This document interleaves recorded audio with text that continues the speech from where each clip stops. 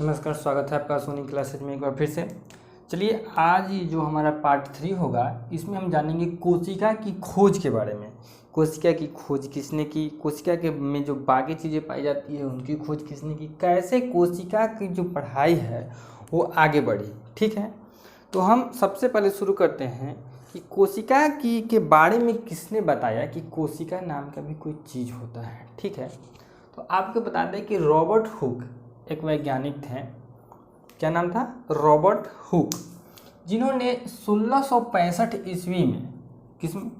1665 ईस्वी में सबसे पहले कोशिका को देखा था। इन्होंने जो कोशिका देखी वो क्या था कि पेड़ का छाल था। ठीक है, पेड़ के छाल में कॉर्क पाया जाता है।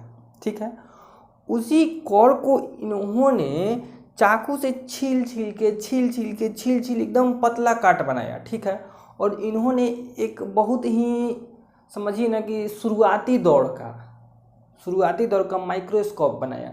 भी माइक्रोस्कोप क्या होता है? माइक्रोस्कोप होता है जिसको उसकी सहायता से हम बहुत छोटी सी चीज़ों को भी बड़ा सा आकार में करके देख सकते हैं। लेकिन इनका जो माइक्रोस्कोप था उतना भी डेवलप नहीं था। ठीक है, इनका माइक्रोस्कोप उनका भी उतना भी डेवलप नहीं था। इन्होंने बहुत ही प्रिमिटिव, मतलब कि आदिम पुरानी टाइप का वो क्या बोलते हैं माइक्रोस्कोप बनाया था, और उसकी सहायता से इन्होंने कोशिका को देखा। कोशिका का नाम इन्होंने कोशिका नहीं रखा, सेल रखा। क्या नाम रखा? सेल। अब था क्या कि वो जो कॉर्क था, कॉर्क निर्जीव था, लिविंग नहीं था, माने कि जीवित कोशिका इन्होंने नहीं देखा। इन्होंने निर्जीव कोशिका देखा, माने मृत कोशिका देखा। क्योंकि पेड़ का जो छाल होता है वो आप देखिएगा कि वो निर्जीव होता है ऊपर से। ठीक है, उसको काट काट के इन्होंने एकदम बहुत पतला एक सेक्शन बनाया था, और जिसको इन्होंने अपनी जब सूक्ष्मदर्शी की सहायता से देखा तो इन्होंने पाया कि मधुमक्खी का छाता जो होता है ना, मधुमक्खी का छाता, उस टाइप का उसमें दिखाई दे रहा था। मधुमक्खी के छाता टाइप का उसमें क्या हो रहा था? दिखाई दे रहा था, कोठरी। ठीक है, तो सेल का जो हिंदी होता है ना, सेल का जो हिंदी होता है वो होता है कमरा। सेल का हिंदी होता है कमरा या फिर कोठरी। तो चूंकि ये इस टाइप का दिखता था, कोठरी टाइप का दिखता था उसमें, मधुमक्खी की छाता की तरह, इसलिए इसका नाम इन्होंने क्या रख दिया? सेल रख दिया। तो सबसे पहले सेल यानी कि कोशिका, कोशिका तो हम लोग हिंदी में बोलते हैं, वो तो अंग्रेज वैज्ञानिक थे, इंग्लैंड के वैज्ञानिक थे, इसलिए उन्होंने उसका नाम क्या रखा? सेल रखा। कब? 1665 ईस्वी में। तो पहले वैज्ञानिक जिन्होंने हमको कोशिका के बारे में बताया कि कोशिका नाम की भी कोई चीज़ होती है, वो कौन थे? रॉबर्ट हुक थे। अब रॉबर्ट हुक याद कैसे रखिएगा, तो हुक से समझते हैं ना कोई चीज़ फंसाने वाला, तो इन्होंने खुरच के देखा। तो हुक से खुरचा जा सकता है ना, तो उन्होंने खुरच के देखा और बताया कि भाई इसमें कोशिका नाम की भी कोई चीज़ होती है। ठीक है, लेकिन इन्होंने जो बताया वो निर्जीव कोशिका के बारे में बताया। ठीक है, दूसरे नंबर के आते हैं एंटोनी वान ल्यूवेनहॉक। एंटोनी वान ल्यूवेनहॉक 1674 ईस्वी में। इनका देखिए 1665 में है, 9 साल बाद में 1674 ईस्वी में इन्होंने चूंकि मृत कोशिका के बारे में बताया था। अब ये जो है एंटोनी वान ल्यूवेनहॉक ने अपना एक सूक्ष्मदर्शी बनाया। इनके सूक्ष्मदर्शी से, इनके माइक्रोस्कोप को हिंदी में सूक्ष्मदर्शी कहा जाता है। ठीक है, तो रॉबर्ट हुक जो थे, रॉबर्ट हुक के सूक्ष्मदर्शी से थोड़ा सा ज़्यादा विकसित सूक्ष्मदर्शी एंटोनी वान ल्यूवेनहॉक ने बनाया। और इन्होंने तालाब के जल वल में इस समय देखा, तो इन्होंने जीवित कोशिका को देखा, छोटा छोटा जो जीवित कोशिका था उसको देखा। ठीक है, जैसे कि जीवाणु हो गया, विषाणु हो गया, ये सब जो एक कोशिकीय होता है ना, वो सबको देखा। अब एक कोशिकीय, बहुकोशिकीय, सारा चीज़ हम पिछला वीडियो में पढ़ाए हुए हैं, आप शुरू से आगे वीडियो देखिएगा। ठीक है, तो एंटोनी वान ल्यूवेनहॉक ने क्या देखा? जीवित कोशिका। तो क्वेश्चन यहाँ पर होता है कि सबसे पहले कोशिका किसने देखा? रॉबर्ट हुक ने। कब देखा? 1665 में। जीवित कोशिका को सबसे पहले किसने देखा? तो एंटोनी वान ल्यूवेनहॉक ने। कब देखा? 1674 में। अब ये कहानी कुछ दिनों तक स्थिर रही और धीरे धीरे होते माइक्रोस्कोप का विकास होता चला गया। ठीक है, अब आए रॉबर्ट ब्राउन। तो इन लोगों ने अभी तक कोशिका को देखा था, कोशिका को देखा था। रॉबर्ट ब्राउन ने कोशिका के अंदर न्यूक्लियस का पता लगाया। न्यूक्लियस क्या होता है? कोशिका के बीच में एक रचना होती है जिसमें बहुत सारा गुण छुपा हुआ रहता है, ठीक है, जिसके बारे में हम लोग धीरे धीरे करके बताएंगे। सारा चीज़ एक ही जगह पर बताएंगे तो आप पजल्ट हो जाएंगे। अभी समझिए कि इन्होंने मृत कोशिका के बारे में बताया, एंटोनी वन लीeuwenhoek ने जीवित कोशिका के बारे में बताया। रॉबर्ट ब्राउन ने बताया कि कोशिका में एक केंद्रक भी होता है। रॉबर्ट ब्राउन ने क्या बताया कि कोशिका में एक केंद्रक भी होता है। केंद्रक को इंग्लिश में हम लोग न्यूक्लियस बोलते हैं। तो देखिए अभी तक हमको क्या क्या पता चल गया। जीवित कोशिका, मृत कोशिका पता चला, और ये पता चला कि इस सब में क्या होता है, एक केंद्रक होता है। अब आए फेलिक्स डुजार्डिन 1835 में। इन्होंने कहा कि भाई ये जो कोशिका है, ठीक है, कोशिका के अंदर क्या है, केंद्रक है। ये सब बात इन लोगों ने बता दिया। अब इन्होंने कहा कि इसमें जो है ना, इसमें गाढ़ा तरल पदार्थ भरा हुआ है। गाढ़ा तरल पदार्थ भरा हुआ है इसमें, और इस पदार्थ का नाम इन्होंने सार्कोड लिखा। क्या दिया? सार्कोड दिया। सुनिए, प्रोटोप्लाज्म की खोज की थी फेलिक्स डुजार्डिन ने, लेकिन प्रोटोप्लाज्म का नाम प्रोटोप्लाज्म पुरकिंजे ने किया। सुनिए बात को तो अच्छे से। 1835 में फेलिक्स डुजार्डिन ने प्रोटोप्लाज्म की खोज की, लेकिन उन्होंने उसका नाम प्रोटोप्लाज्म नहीं रखा। प्रोटोप्लाज्म के बारे में पिछला वीडियो में भी, पार्ट 2 में भी हम आपको बताए हुए हैं, ठीक है। तो उन्होंने प्रोटोप्लाज्म का नाम प्रोटोप्लाज्म नहीं रखा, सार्कोड रखा। क्या रखा? सार्कोड रखा। लेकिन पुरकिंजे ने 1839 में इस सार्कोड का नाम जीव द्रव्य रखा। जीव द्रव्य इसलिए रखा क्योंकि जीव की जो जीवन का जो संभावना बना रहने का है, वह इसी जीव द्रव्य के कारण ही होता है। इसमें गाढ़ा तरल पदार्थ होता है जो दानेदार होता है, ठीक है, जिसको उन्होंने जीव द्रव्य नाम दिया पुरकिंजे ने 1839 में। ये बात याद रखेगा, ठीक हो। कोशिका की खोज रॉबर्ट हुक ने, जीवित कोशिका की खोज एंटोनी वन लीeuwenhoek ने, केंद्रक की खोज रॉबर्ट ब्राउन ने। अभी रॉबर्ट ब्राउन कैसे याद रखिएगा? रॉबर्ट हुक, रॉबर्ट ब्राउन, दो हो गया। तो देखिए, ब्राउन का मतलब होता है भूरा। ब्राउन का मतलब क्या होता है? भूरा। कभी आप जैसे लीची छीलते हैं तो क्या निकलता है उसके बीच में? बीज निकलता है। अरे बिया निकलता है ना। तो बिया का कलर कैसा होता है? भूरा होता है। चाहे आम का ही, जब हम लोग वो आम खा जाते हैं तो गुठली बचता है, और गुठलिया को फोड़ते हैं तो उसमें क्या निकलता है? एगो भूरा कलर का निकलता है, जिसका हम लोग पुपही बना के बजाते थे बचपन में।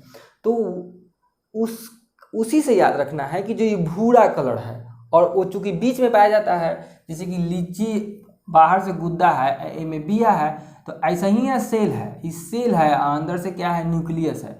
तो ये ब्राउन है, ब्राउन कलर का होता है। तो ब्राउन से रॉबर्ट ब्राउन याद रखिएगा। और रॉबर्ट ब्राउन केंद्रक का खोज किए थे। और फेलिक्स डुजार्डिन प्रोटोप्लाज्म की खोज किए थे 1835 में, लेकिन उन्होंने नाम उसका प्रोटोप्लाज्म नहीं रखा था। प्रोटोप्लाज्म नाम किसने दिया था? पुरकिंजे ने दिया था। आगे बढ़ते हैं, 1838 में आते हैं।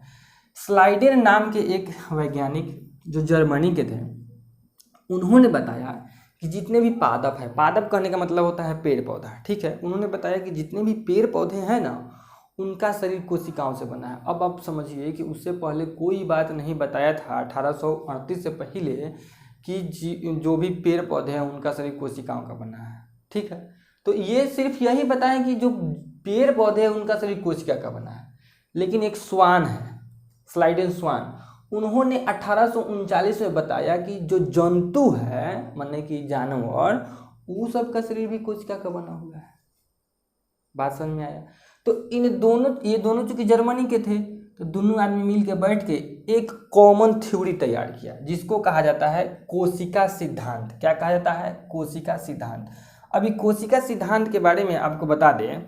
कोशिका सिद्धांत कहता है कि कोई भी जो जीव है, कोई भी जीव या जंतु हो, कोई भी जीव का मतलब होता है लिविंग थिंग, ठीक है।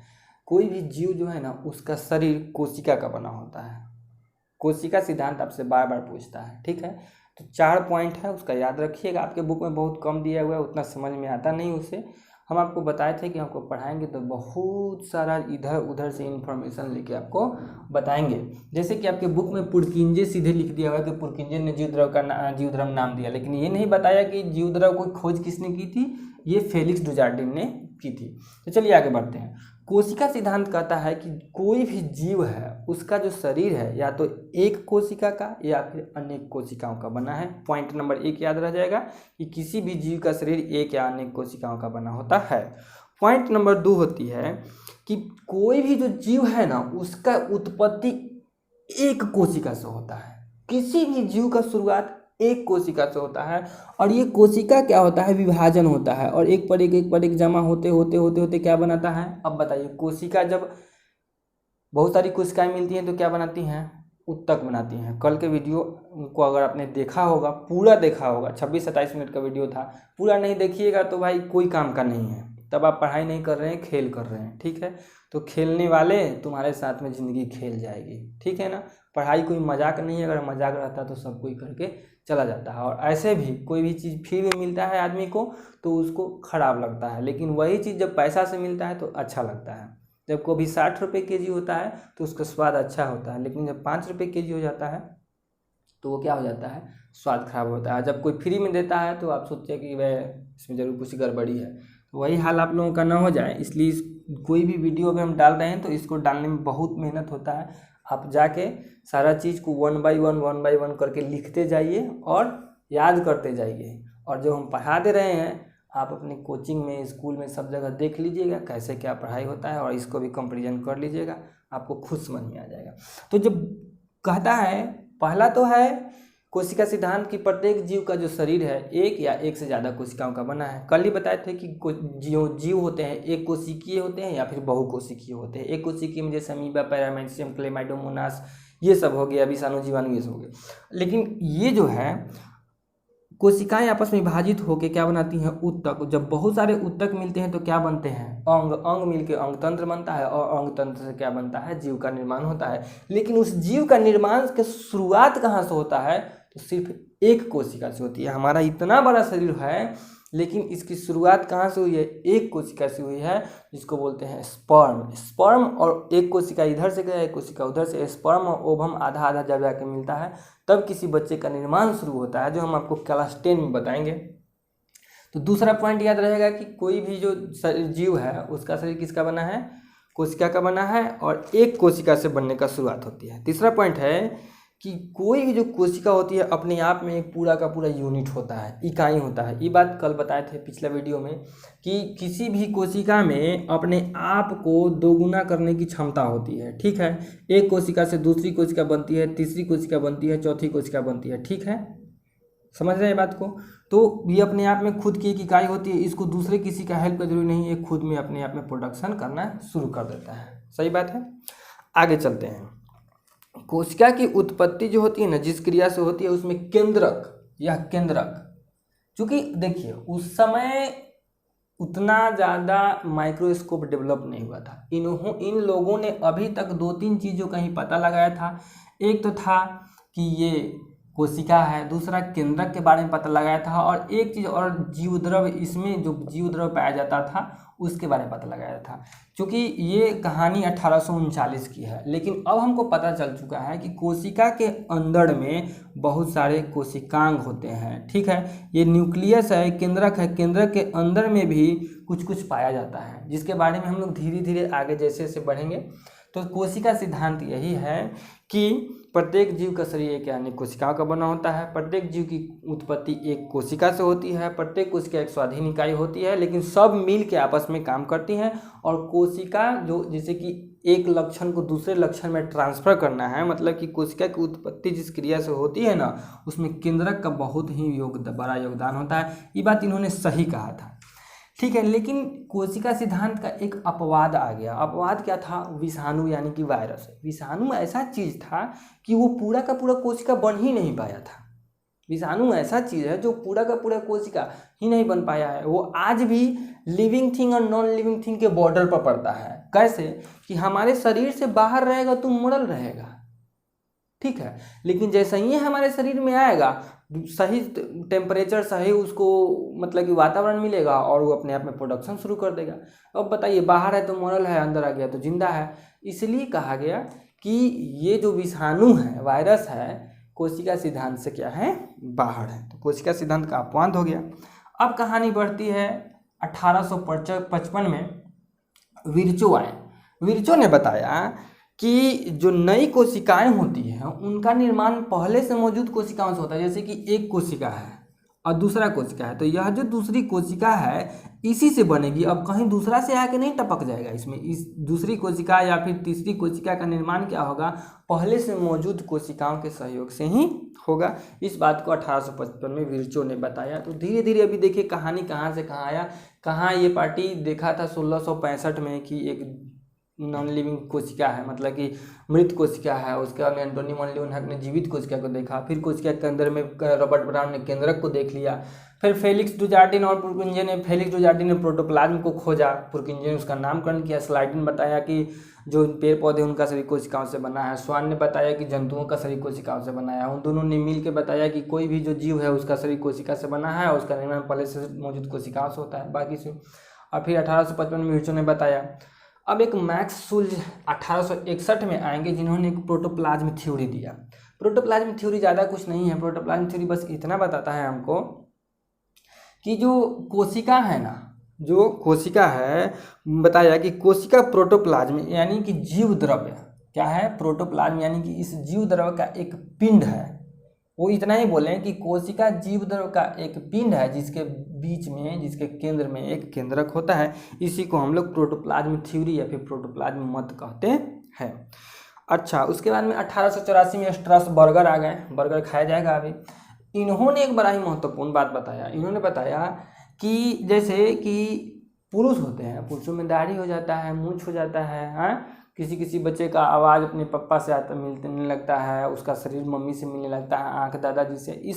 ये सब क्या है, अपने पूर्वजों से जो चीज़ें हमको मिलती है, ये कैसे होता है।